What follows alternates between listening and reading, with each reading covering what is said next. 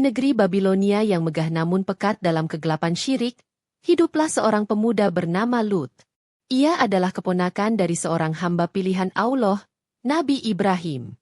Ketika Nabi Ibrahim dengan gagah berani menyerukan ajaran tauhid, menentang penyembahan berhala yang dilakukan oleh Raja Namrud dan seluruh rakyatnya, hanya sedikit sekali orang yang membuka hati mereka untuk menerima kebenaran. Di antara segelintir jiwa yang tercerahkan itu, ada Lut. Ia menyaksikan dengan mata kepalanya sendiri mukjizat yang melindungi pamannya dari kobaran api, dan imannya pun kokoh tertancap di dalam sanubari. Ketika penindasan dari kaumnya mencapai puncak, Nabi Ibrahim menerima perintah dari Allah untuk melakukan hijrah, meninggalkan tanah kelahirannya demi menyelamatkan akidah dan menyebarkan risalah ke negeri lain. Dalam perjalanan besar yang penuh ketidakpastian ini, Lut tidak ragu sedikit pun untuk ikut serta. Ia meninggalkan semua yang ia kenal, sanak saudara dan kampung halamannya, demi menyertai sang paman dalam perjalanan suci. Kesetiaan Lut adalah bukti nyata dari kedalaman imannya, sebuah pilihan sadar untuk berada di barisan kebenaran. Mereka melakukan perjalanan bersama, melintasi padang pasir dan menapaki jalan-jalan yang asing. Ikatan mereka bukan hanya ikatan darah, tetapi juga ikatan iman yang jauh lebih kuat. Nabi Ibrahim menjadi guru dan pembimbing bagi Lut, sementara Lut menjadi sahabat dan pengikut yang setia. Mereka saling menguatkan dalam ketaatan, berbagi bekal dan harapan, dengan satu tujuan yang sama, mencari keridhaan Allah dan menegakkan kalimat-Nya di muka bumi. Perjalanan hijrah ini menjadi madrasah kehidupan bagi Nabi Lut. Ia belajar banyak tentang kesabaran, tawakal, dan hakikat pengorbanan dari pamannya, Sang Halilullah. Ia melihat bagaimana Allah senantiasa memberikan pertolongan dan jalan keluar bagi hambanya yang taat. Pengalaman ini membentuk karakternya, mempersiapkannya untuk sebuah tugas besar yang telah Allah takdirkan untuknya di masa yang akan datang. Setelah melakukan perjalanan panjang dari Babilonia, Nabi Ibrahim dan Nabi Lut tiba di tanah Syam yang diberkahi, sebuah wilayah yang subur dan damai. Dengan izin Allah, kehidupan mereka mulai membaik. Ternak kambing dan domba yang mereka miliki berkembang biak dengan pesat, hingga jumlahnya menjadi sangat banyak. Padang-padang rumput yang ada terasa semakin sempit untuk menampung seluruh ternak milik mereka berdua. Menyadari kondisi ini, Nabi Ibrahim yang bijaksana memanggil keponakannya. Ia berkata bahwa sudah tiba saatnya bagi mereka untuk berpisah. Perpisahan ini bukanlah karena perselisihan atau konflik, melainkan sebuah strategi dakwah yang mulia. Dengan berpisah, mereka dapat menjangkau wilayah yang lebih luas, menyebarkan cahaya tauhid ke lebih banyak suku dan bangsa. Pesan untuk menyembah Allah yang esa tidak boleh terpusat di satu tempat saja, ia harus menyebar ke seluruh penjuru. Nabi Lut menerima usulan pamannya dengan hati yang lapang. Ia tahu bahwa ini adalah bagian dari rencana Allah. Setelah berpamitan dengan penuh haru, Nabi Lut bersama keluarga dan para pengikutnya mulai bergerak mencari tempat tinggal yang baru. Atas petunjuk dari Allah, perjalanannya mengarah ke sebuah kawasan di dekat Laut Mati, sebuah dataran rendah yang subur dan makmur, yang terdiri dari beberapa kota. Pusat dari kota-kota tersebut adalah sebuah kota besar bernama Sodom. Dari kejauhan, kota Sodom tampak begitu menjanjikan. Tanahnya subur, airnya melimpah, dan perdagangannya ramai. Namun, di balik kemakmuran lahiriah itu, tersembunyi sebuah kebusukan moral yang belum pernah ada tandingannya di muka bumi. Nabi Lut tidak mengetahui hal ini pada awalnya. Ia melangkah menuju takdirnya, menuju sebuah kaum yang akan menjadi ujian terberat dalam hidupnya, di mana ia akan diangkat menjadi seorang nabi untuk memberi mereka peringatan. Sesampainya di Sodom dan menetap di sana, Nabi Lut segera menyadari betapa rusaknya masyarakat di sekelilingnya. Kemakmuran materi yang mereka miliki ternyata tidak diiringi dengan kemuliaan akhlak. Sebaliknya, mereka tenggelam dalam kubangan dosa yang menjijikkan. Mereka adalah kaum pertama dalam sejarah manusia yang secara terang-terangan melakukan perbuatan homoseksual. Laki-laki mendatangi laki-laki untuk melampiaskan nafsu mereka, dan meninggalkan para wanita yang telah Allah ciptakan sebagai pasangan mereka. Kebejatan mereka tidak berhenti di situ. Mereka juga dikenal sebagai para perampok di jalanan, tak segan-segan merampas harta para musafir yang lewat. Di dalam majelis-majelis mereka, mereka tanpa rasa malu melakukan berbagai kemungkaran. Tidak ada lagi rasa saling menasihati dalam kebaikan, yang ada hanyalah persetujuan dan kebanggaan atas dosa-dosa yang mereka lakukan. Mereka telah memutarbalikkan fitrah, menganggap perbuatan keji sebagai hal yang normal dan bahkan membanggakan. Melihat kerusakan yang begitu parah ini, Allah dengan rahmat-Nya mengangkat Lut sebagai seorang nabi dan rasul yang diutus secara khusus untuk mereka. Tugasnya sangat berat, menyeru kaum yang telah buta mata hatinya untuk kembali ke jalan yang lurus. Nabi Lut mengemban amanah ini dengan penuh tanggung jawab. Ia harus menjadi cahaya di tengah kegelapan yang begitu pekat, menjadi suara kebenaran di tengah hiruk-pikuk kebatilan. Maka, dimulailah babak baru dalam kehidupan Nabi Lut. Ia bukan lagi sekadar seorang pengikut, tetapi kini seorang pemimpin, seorang utusan Allah yang membawa peringatan keras. Ia harus menghadapi kaumnya sendiri, orang-orang yang setiap hari ia temui, dan menyampaikan kepada mereka pesan yang pasti akan mereka benci. Pesan tentang kesucian, ketakwaan, dan azab yang menanti jika mereka tidak bertaubat. Dengan bekal iman dan wahyu dari Allah, Nabi Lut memulai dakwahnya. Ia mendatangi kaumnya dengan tutur kata yang lembut dan penuh hikmah. Ia berkata, "Wahai kaumku, mengapa kalian mengerjakan perbuatan keji itu, yang belum pernah dikerjakan oleh seorang pun, di dunia ini, sebelum kalian? Sesungguhnya kalian mendatangi lelaki untuk melampiaskan nafsu kalian, bukan kepada wanita. Sungguh, kalian ini adalah kaum yang melampaui batas." Ia mengingatkan mereka tentang nikmat Allah, tentang kesuburan tanah dan kemakmuran yang mereka rasakan. Ia mengajak mereka untuk bersyukur dengan cara menyembah Allah yang esa dan meninggalkan segala bentuk kemaksiatan. "Bertakwalah kepada Allah dan taatlah kepadaku," serunya berulang kali. Ia berusaha menyentuh sisa-sisa fitrah yang mungkin masih ada di dalam hati mereka, mengajak mereka kembali pada tatanan alamiah yang telah Allah tetapkan bagi manusia. Namun, apa jawaban yang ia terima?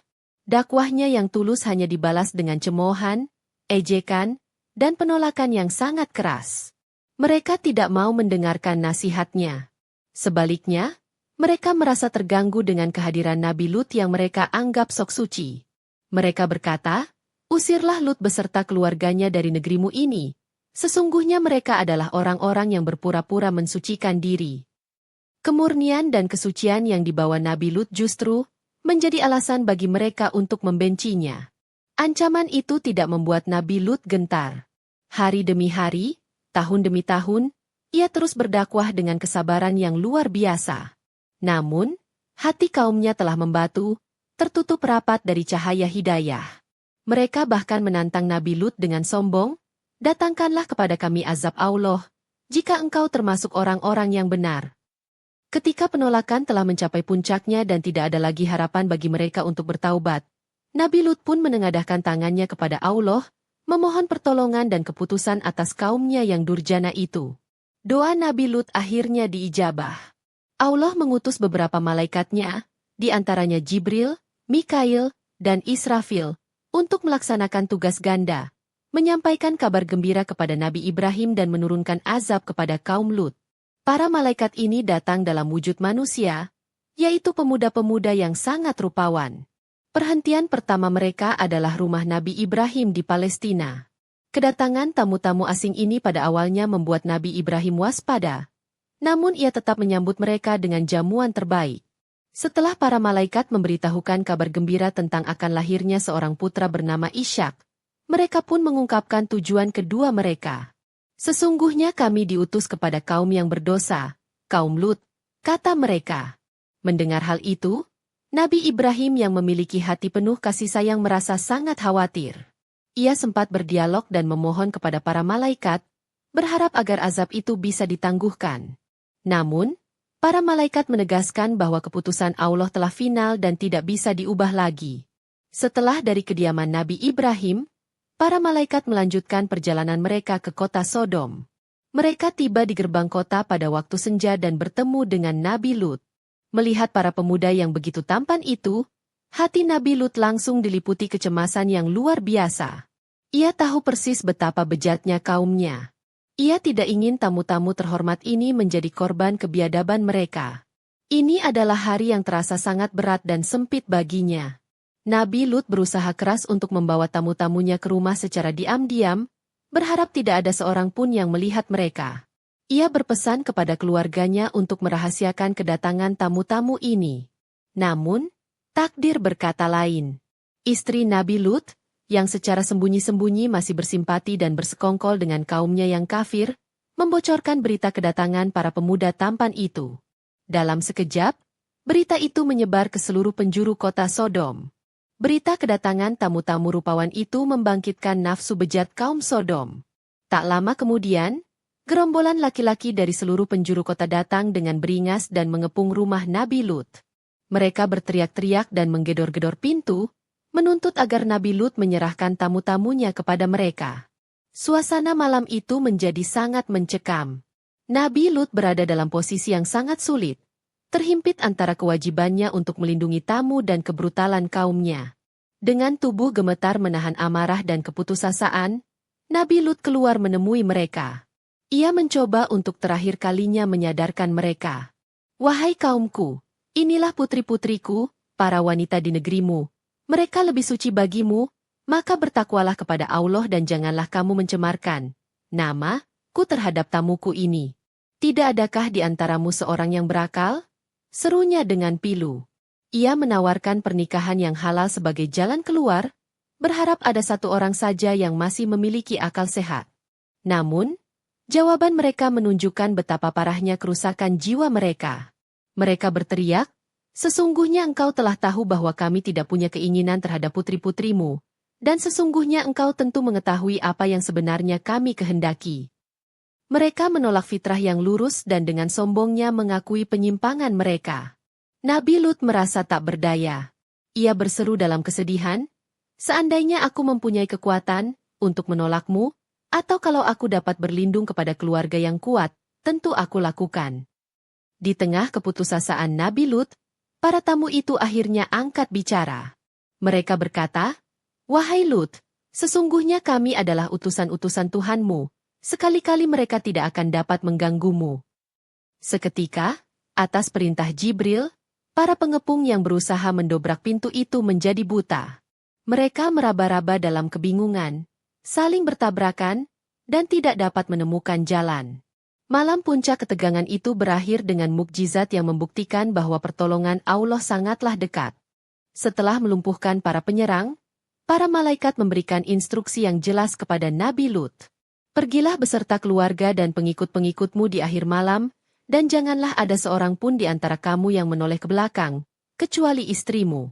Sesungguhnya dia akan ditimpa azab yang menimpa mereka. Sesungguhnya saat jatuhnya azab kepada mereka ialah di waktu subuh. Bukankah subuh itu sudah dekat?" kata para malaikat. Tanpa membuang waktu, Nabi Lut segera membangunkan keluarganya dan para pengikutnya yang sedikit jumlahnya. Dalam kegelapan malam yang pekat, mereka bergerak meninggalkan kota Sodom yang terkutuk itu. Mereka berjalan dalam diam, dengan hati yang berdebar, mengikuti perintah untuk tidak sekali-kali menoleh ke belakang. Perintah ini adalah ujian ketaatan terakhir, untuk memutus sepenuhnya ikatan hati dengan negeri yang penuh kemaksiatan itu.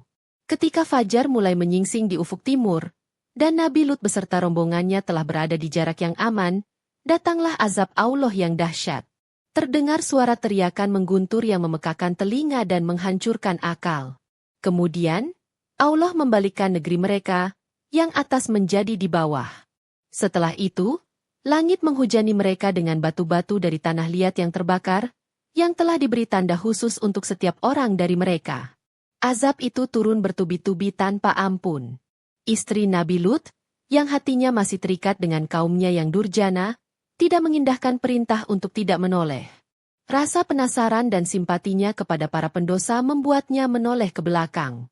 Seketika, sebuah batu menghantamnya, dan ia pun ikut binasa bersama kaumnya. Ia menjadi bukti nyata bahwa ikatan kekerabatan tidak ada artinya jika dipisahkan oleh kekafiran dan pengkhianatan. Kota Sodom dan kota-kota di sekitarnya hancur lebur tanpa sisa, menjadi danau yang mati dan pelajaran bagi generasi sesudahnya. Di tengah pemandangan kehancuran yang mengerikan itu, Nabi Lut dan kedua putrinya, beserta segelintir pengikutnya yang beriman, diselamatkan oleh Allah. Mereka adalah bukti dari janji Allah bahwa Dia akan selalu menyelamatkan hamba-hambanya yang taat dan bertakwa.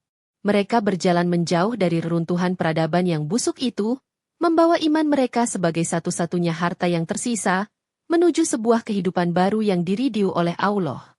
Kisah kaum Sodom bukanlah sekadar cerita dari masa lalu, ia adalah sebuah peringatan keras yang abadi. Pelajaran utamanya adalah tentang betapa berbahayanya perbuatan yang menentang fitrah dan hukum alam yang telah Allah tetapkan. Ketika suatu masyarakat secara terbuka melegalkan, mempraktikkan, dan bahkan berbangga dengan kemaksiatan, mereka sesungguhnya sedang mengundang murka Allah yang sangat dahsyat. Kisah ini mengajarkan pentingnya menjaga kesucian institusi keluarga, yang merupakan pondasi dari masyarakat yang sehat, serta menegaskan bahwa setiap perbuatan akan mendapatkan balasan yang setimpal. Kisah ini juga menunjukkan kontras yang jelas antara keadilan dan rahmat Allah. Keadilannya menimpa mereka yang zalim dan melampaui batas tanpa ampun, sementara rahmatnya senantiasa tercurah kepada mereka yang sabar dalam ketaatan dan teguh memegang kebenaran meskipun harus terasing. Nasib istri Nabi Lut menjadi pengingat bahwa loyalitas seorang mukmin haruslah kepada Allah dan ajarannya, bukan kepada keluarga atau masyarakat yang berada dalam kesesatan. Reruntuhan kota Sodom, yang kini diyakini sebagai kawasan laut mati, menjadi monumen bisu yang terus-menerus mengingatkan manusia akan akibat dari menantang Tuhan semesta alam. Demikianlah kisah ini diceritakan, segala kebenaran detailnya kita kembalikan kepada Allah, Tuhan pemilik kisah kehidupan.